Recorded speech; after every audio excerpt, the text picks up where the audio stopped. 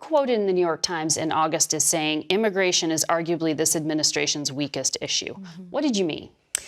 Well, you know, I think the politics around immigration in the United States is, to no surprise to many people, one of the most contentious issues. We saw this dramatically inflamed under President Trump, but it remains to be a very controversial and contentious issue. And that makes, I believe, enacting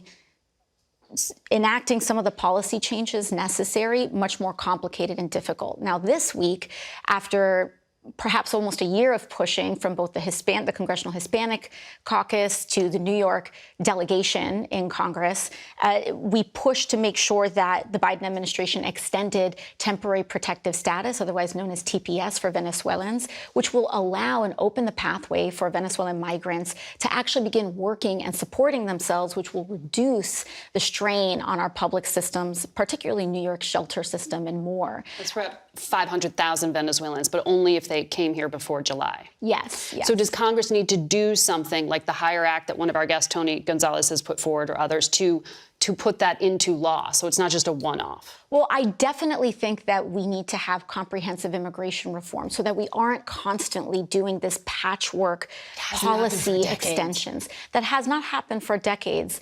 But additionally, I think we also need to examine the root of this problem, because if we are constantly engaging in foreign policy that drives people to our southern border. In this specific instance, U.S. sanctions that were originally authored by Marco Rubio began and precipitated, certainly took a large part in the driving of populations to our southern border. Shortly after those sanctions, those broad-based sanctions— You're talking about Venezuela? Yes. Shortly after those broad-based sanctions were enacted, we started seeing dramatic increases in these populations that were coming to our southern border. And so we have to address the root of these population movements and the migration crisis.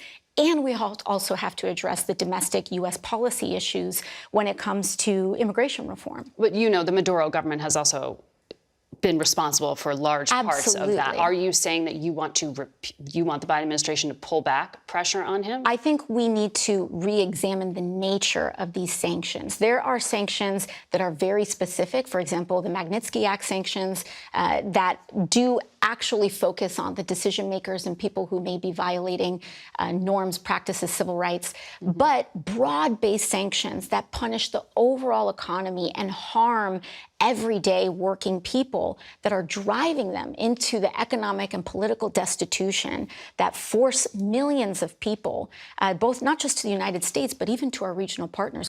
Senator Bob Menendez of New Jersey, as you know.